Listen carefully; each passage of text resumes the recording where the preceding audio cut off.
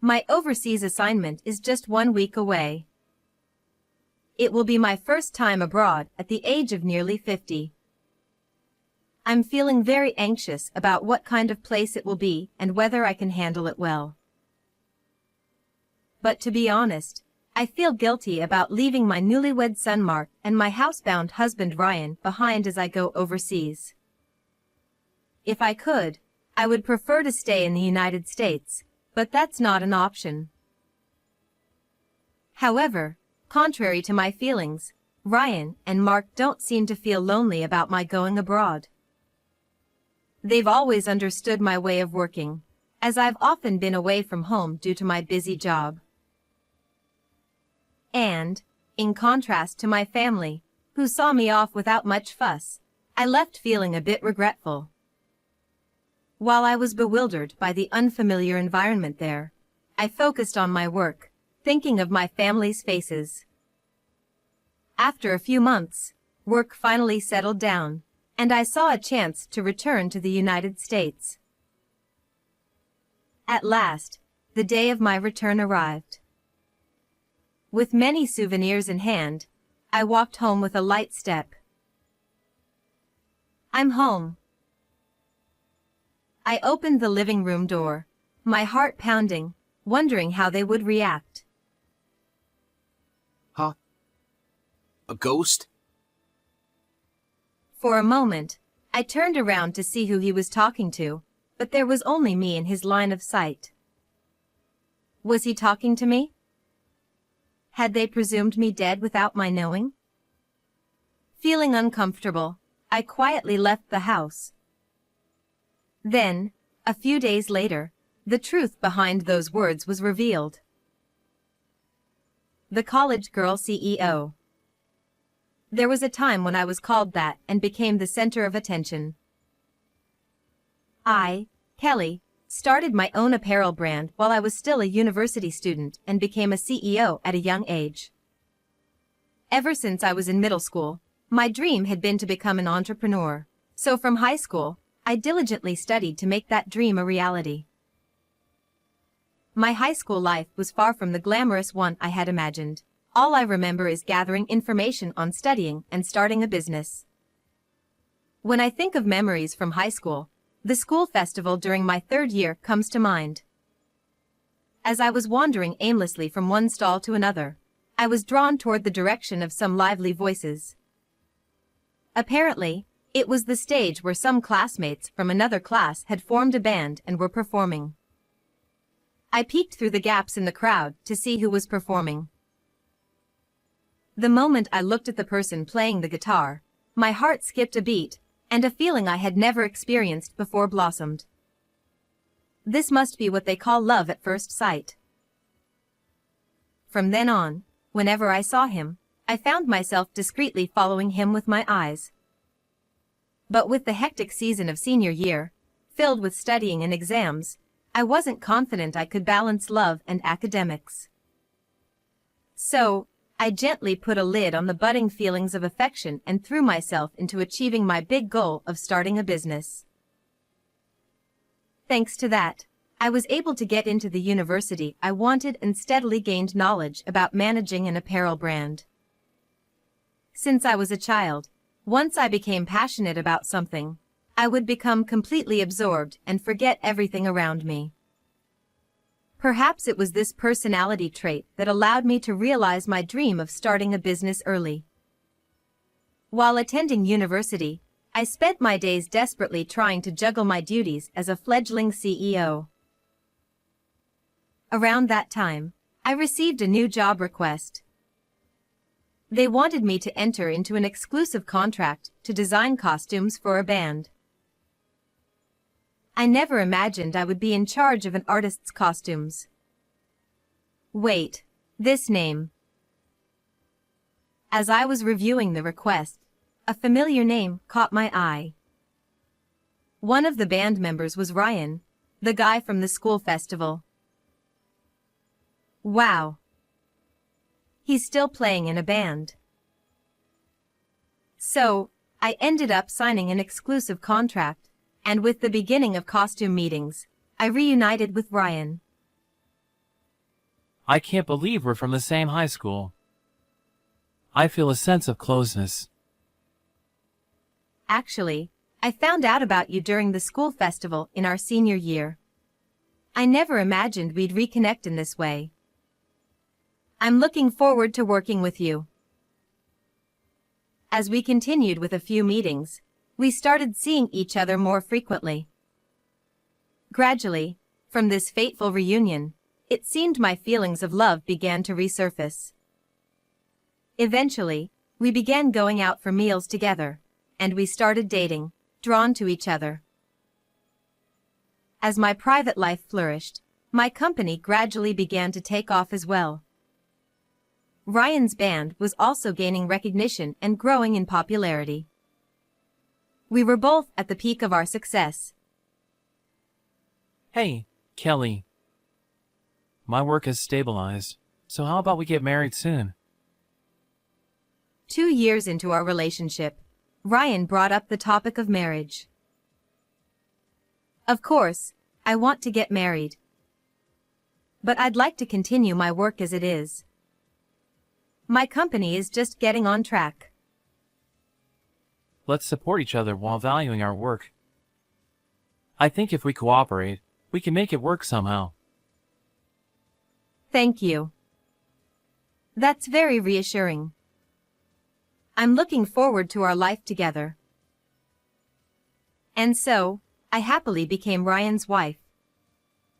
We were busy with work, but we enjoyed a warm newlywed life. It made me happy that we could share our lives while each doing the work we loved. During that time, a tiny life began to grow inside me. I have something to tell you. What is it? Is it about work? No. Ryan, you're going to be a father this summer. Really? Wow! I've got to work even harder now. Ryan beamed as he finished off the beer he was holding. I thought, I have to work harder too. While feeling both anxiety and excitement about balancing childcare and work, I vowed to make our child happy. You can come out anytime now. Ryan spoke to my belly. The season had fully turned to summer. Soon, we would finally meet our much-awaited child. I had wrapped up my work in preparation for the birth, so I was ready whenever the time came. And so, a week later, a small boy let out a healthy cry and was named Mark. Taking care of a newborn was challenging in a way that was different from work, but it also brought new joys. Even amidst the chaos, I felt a deep affection for Mark, who grew bigger with each passing day. A few months after giving birth, I was able to return to work after taking a break for a while. I had been worried about the company while I was on leave, but things were going well without any issues, which was a relief. Ryan also actively participated in housework and childcare whenever he had a break from work, so I never had to face the difficulties alone. Blessed with both a fulfilling job and a lovely child, we were living a truly smooth and prosperous life. However, such happy days, where everything goes well, don't last forever. Lately, Ryan has been home more often, seemingly with some extra time in his schedule. Don't you have anything planned for today? Yeah, my work has been decreasing lately. Well, it'll probably get back to normal eventually. I see. I hope that's the case. Ryan didn't seem too concerned, but I was worried about how his work would go in the future. Since we had that conversation, it feels like his schedule has become even lighter. I was starting to feel anxious about whether his band would be okay like this. Soon after, my concerns turned out to be justified. Gradually, Ryan's band's popularity began to decline, and they started to fade from the public's memory. To be honest, I felt a sense of urgency. With Ryan's work decreasing, it meant I would have to support both Ryan and Mark. With my current workload, that wouldn't be possible. I needed to work harder and earn more. Feeling the responsibility to protect my family, I devoted myself to work more than ever before. It was easy to completely immerse myself in work. However, I found myself unable to spend any time with my family. I wanted to watch little Mark grow up, but I needed to earn money. Caught between work and family, I struggled, but I continued to devote myself to my job. While I was too busy to focus on parenting, Ryan managed the limited work he had and took care of Mark. There were many times I felt conflicted about not being able to spend enough time with Mark, but Ryan's support was reassuring, and I was very grateful. As Mark grew up through elementary and middle school, I did my best to attend school events whenever I could between work, trying to savor moments of his growth in the best way I could. Eventually, Mark became a high school student, and it was time for him to decide his future path. It's up to you, Mark, but if you'd like, would you consider working at my company? I suggested this to give Mark more options for his future. I can't think of anything I want to do, and it's tough to find a job in this world. I'll keep your company in mind. And so, Mark decided to join my company. It felt like a dream to be able to work with my son in the company I built. However, having entered as the CEO's son, the reception he would get wouldn't necessarily be warm. I knew that if he learned the job quickly, he'd gain the recognition of those around him, and he'd surely find it fulfilling. To make sure Mark didn't face too many hardships, I put my all into training him. One day during a break, Mark came to me and said, Why are you so hard on me, Mom? There's no way I can learn everything so quickly. I'm not being hard on you, Mark. I just want you to learn quickly so that things become easier for you. That's just your ego, Mom. I want to learn at my own pace. With that, he walked away. What I had been doing to try to spare Mark from difficulties had actually become a burden for him. Hearing his words made me reflect a little. However, I often got overly passionate about teaching, and we frequently clashed. By the time Mark had learned the job and could handle it, a problem arose. Ryan's band was finally dropped by their agency. Unable to continue the band he had been part of for so many years, Ryan became like a shell of himself. And it was understandable. He had lived with music since high school, so it wouldn't be an exaggeration to say he had lost his reason for living. I felt sorry for Ryan, who had lost his purpose. I thought I couldn't let him remain a shell, so I wanted to help him recover. Hey, Ryan. We can't just do nothing, so why don't you try being an executive at my company? Honestly, I don't feel like doing anything right now. You'll have to do something eventually, so you should try to regain your spirits little by little. Yeah, I know. For now, just try working at our company. Take it slow. And so, Ryan began working at my company as an executive. I hoped that giving him a social role would help him eventually recover and embark on a new life. I had such hopes, but I soon realized that my thinking was naive. Hey, are you planning not to go to the office today again? I'm just not feeling up to it. Ryan showed no intention of going to the office and kept coming up with excuses, spending his days idly. At first, I thought it was just a tough period for him mentally and decided to leave him be. But as this dragged on, My frustration with Ryan gradually grew. Ryan, don't you think it's time to put your feelings in order? There's no point in staying home forever. I'll start working soon. Just give me a little more time. He said that, but the days continued unchanged. During this time, Mark brought his fiancée home to introduce her to us. This is my fiancée, Mary. We're planning to get married within the year. Nice to meet you. I'm Mary. I really like the brand from your company, Kelly. Oh, really? That makes me so happy. Mary, please take good care of Mark. Mary seemed like a pleasant person. She and Mark made a great couple. So, Mark would soon have a family of his own. He's really become a fine adult.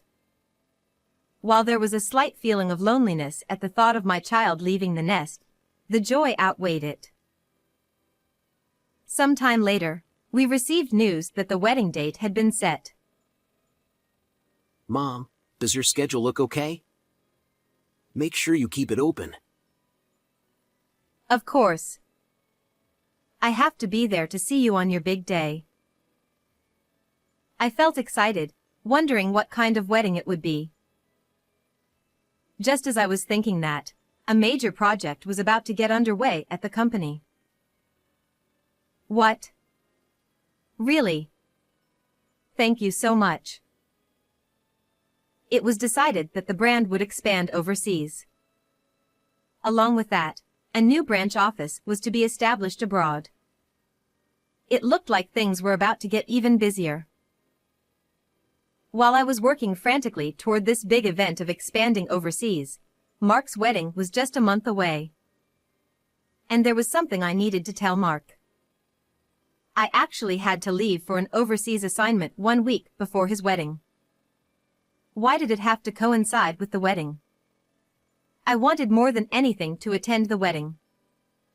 I tried negotiating with everyone involved to adjust the schedule. However, it wasn't something that could be changed just for my personal wishes. If I declined this job now, the chance to grow the company might never come again. My dear son's wedding and my work, where I was the main pillar, both were important. But for the sake of my husband, who had lost his sense of purpose and was feeling down, for Mark and his wife, and for the grandchildren who would hopefully come in the future, I needed to keep growing the company. As a last resort, I had no choice but to ask Mark to accept that I had to go overseas. Now is the time to tell him. I stopped Mark as he was about to leave after work. Mark, I have something I need to apologize for. A week before your wedding, I have to leave for our overseas branch, so I won't be able to attend. What? Why does it have to overlap? Couldn't you reschedule? I tried my best, but it was impossible to change the schedule. I'm really sorry. You're missing your son's wedding? That's unbelievable. With that, Mark left in anger. Amid the tense atmosphere with Mark, the day finally came for me to depart overseas. Mark, I'm really sorry about the wedding. I'm doing this for you and your future. Please take care of your father. Yeah, sure. It's fine. I know the company is important. Mark still didn't seem pleased about my overseas assignment, and his response was cold. Meanwhile, Ryan continued to stay cooped up at home. I wondered if everything would be okay while I was away. Ryan, I've informed the company about everything, so please go to the office when you can. And I'm sorry I can't attend the wedding. Please celebrate for me and give Mark my best wishes. It can't be helped if it's work. I'll do my best, little by little. I made sure that Ryan had enough arrangements in place at the company and that there were sufficient living expenses. Then I left for my overseas assignment. It was my first time abroad, and I don't know my way around at all, spending each day just busily getting by. Finally, I was starting to get used to the local language and food. I wondered if Ryan and Mark were doing well. I wondered how the wedding had gone. I avoided contacting them because I didn't want to be a bother with the time difference, so I had no idea how things were going. But since there hadn't been any emergency messages, I assumed everyone was managing just fine. And then, a few months later, finally, my work had settled down, and I was able to return home. I was overjoyed at the thought of coming back to my family. I had caused so much trouble for Ryan and Mark, so I decided to buy a lot of souvenirs for them. I wondered what kind of things Mary liked. I circled the souvenir corner 3 times, imagining the faces of my family. I was exhausted from the long flight, but when I landed in the US, I suddenly felt energized. With a light step, I headed home and opened the front door.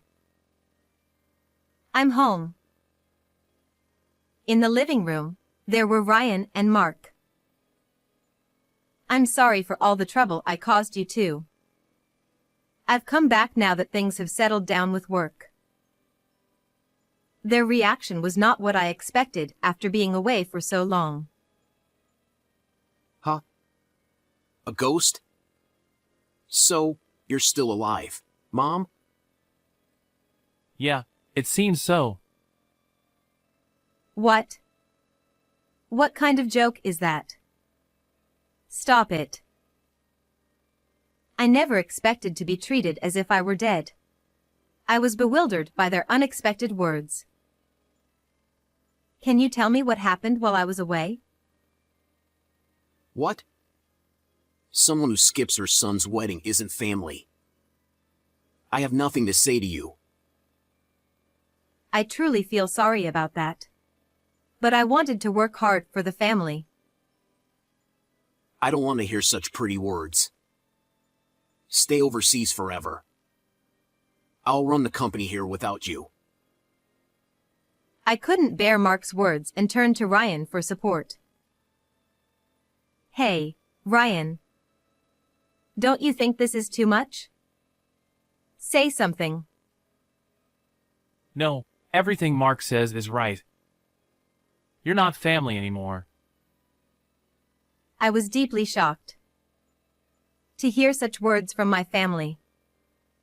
Did I really get too absorbed in my work? I guess that's true. No mother in the world would normally miss her son's wedding for work. Maybe I should give it some time and talk to them again later. Thinking that, I quietly left the house and decided to stay in a hotel for a while. A few days later, I decided to try once more to have a proper discussion and headed back to the house. When I entered the house, it seemed that Ryan and Mark were out. But Mary appeared to be home, and I could hear a faint voice coming from the living room. It sounded like she was on the phone with someone. As I quietly approached the living room to avoid interrupting, I heard my name mentioned in the conversation. But, I kind of feel sorry for her. Not only has her family abandoned her, but soon, she'll lose the company too. I got a copy of that file. So, what should I do next? As I strained to listen, it became clear that they were talking about taking over the company. I had heard after returning to the US that Mary had joined my company, but what did she mean by taking over? And who was she talking to on the phone? I was shocked to think that my daughter-in-law could be plotting something like this. I had started this company at a young age, entrusting it with my dreams. I had been working hard for my own goals, but at some point, I shifted to growing the company for the sake of my family. There was no way I could let Mary take over such a precious company. I thought about what I could do to protect the company and decided to hire a private investigator to look into Mary's background. A few days later, I received a call from Kevin, the detective, saying that he had quickly gathered information about Mary. Where should I start? Kevin spoke cautiously. Kelly, do you know this person? Oh, this person. The photo he showed me was of the CEO of a rival company. It seems that this person is involved. For now, I will give you the report from this investigation, but I believe it would be best if you shared this with your family as well. But I can't just go home so easily. Besides, neither my husband nor my son is willing to talk to me. Please, just go ahead with the report. In that case, I will be there when you talk to your family. If necessary, I will speak on your behalf. Now, let me begin the report on Mary. Kevin began to speak calmly. With each piece of information he revealed, my brow furrowed more and more. So that's what Mary's phone call was about. I really need to have a serious talk with my husband and son. After hearing the investigation results and learning the truth, I decided to confront Mary head-on. I enlisted Kevin's help again and gathered all the necessary evidence. I was fully prepared to have an open and honest conversation. Kevin stood by my side. I couldn't afford to lose here. Taking a deep breath, I opened the front door. I need to have a talk. Please, everyone, sit down. I gathered Ryan, Mark, and Mary in the living room. I'm sorry for the suddenness. This is Kevin, a private investigator. I had him look into something. Now, Mary, does anything come to mind? Huh? Not at all. Did I do something? Mary replied with a half smile. What's going on all of a sudden? Mom, you haven't even met Mary that much. Is there some kind of problem? Mark defended Mary, directing his hostility toward me. Ryan, still trying to grasp what was happening, remained silent, glancing around nervously.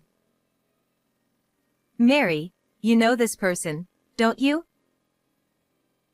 I gently placed a photo on the table, showing the CEO of a rival company walking beside a smiling woman.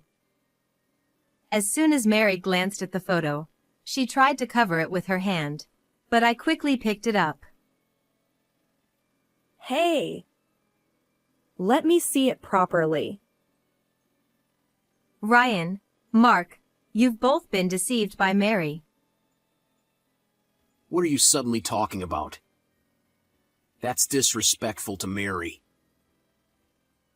Exactly. How could you accuse me of something like that? What are you saying, Kelly? Mary spoke with a half smile. Mark, look. The woman beside this man is Mary. And this man is the CEO of a rival company, Mary's former lover. It seems they're plotting together to take over my company. Could you stop making baseless accusations? What kind of nonsense are you talking about? Enough of this. Mark still didn't believe me. Mary, still confident in Mark's support, maintained a composed expression next to him. Marrying you was all part of the plan. Mark, wake up and see the reality. Why should I believe that?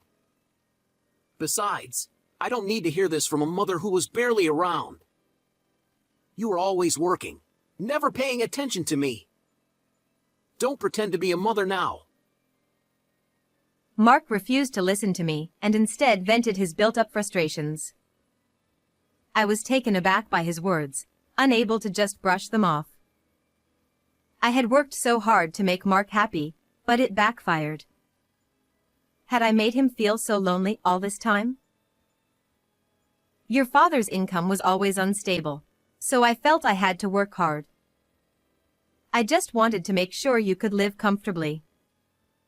But I was wrong. I'm sorry for making you feel lonely since you were little. That's just an excuse. Mark muttered, his face slightly contorted.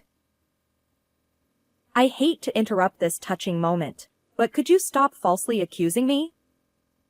How long is this going to go on? Mary sneered mockingly. Even at this point, she was still trying to conceal her true intentions. Then, having lost patience with Mary's attitude, Kevin spread out evidence, photos, and documents on the table. Will you still claim you're innocent after seeing this? What is this? Mark! Don't look at this! Don't!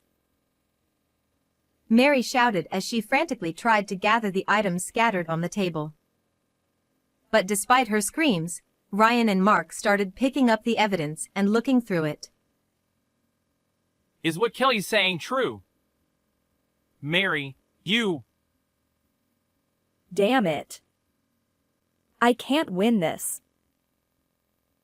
Realizing she was at a disadvantage, Mary slumped down on the sofa in defeat. So, it was all just to take over the company? Was it a lie when you said you wanted to be part of our family? Mark's voice trembled with despair as he questioned Mary. That's right. You were just a pawn, nothing more. I planned to dump you once the company was mine. That guy said it would all go smoothly if I followed his lead. Why did it have to be exposed now? This isn't my fault. Mary raised her voice, refusing to admit her wrongdoing. Then, feeling uncomfortable, she hurriedly left, dialing someone on her phone. She was probably calling the CEO. Now, do you believe me? Yeah. I was deceived. Well then, I'll take my leave now. Kevin began preparing to leave. Kevin, thank you so much for everything. Having you by my side was truly reassuring. I'm going to take my time to talk things over with my family now. I'm glad I could help. I wish you the best of luck and happiness in the future. With that, he swiftly left. As I watched Kevin leave, I thought about what I should say to Ryan and Mark. They had come to believe Mary's wrongdoing, but the tension between us still lingered. For now, I needed to look them in the eyes and talk things through. I took a deep breath and slowly returned to the living room. Gently opening the living room door, I saw Mark looking stunned and Ryan with his head down. I'm sorry for startling you both today. I truly want to talk with you and go back to being the family we were. Then, Ryan, who had been hanging his head, spoke up. Kelly, Mark. It's all my fault. While Kelly was working so hard for Mark, I was only doing what I liked. I never thought even a little about our family. But Ryan, you took care of Mark. Because of you, I was able to focus on my work. Even so, when my band contract ended, I made things harder for you. I'd only ever done music, so I felt truly hopeless at that time. I knew Kelly was trying to help me find my footing again, but I felt like there was nothing else I could do besides music, so I couldn't bring myself to do anything. I'm truly sorry for causing you so much trouble. Listening to our conversation, Mark's eyes filled with tears. Oh, Mark, why do you look like you're about to cry? Mark, please understand that even though I was always working, I never gave up on you. I hated you without knowing anything about the circumstances. Ever since I was little, I thought your work was more important to you than me, and I felt resentful. Mom, thank you for everything you've done for us. I'm sorry for saying such awful things.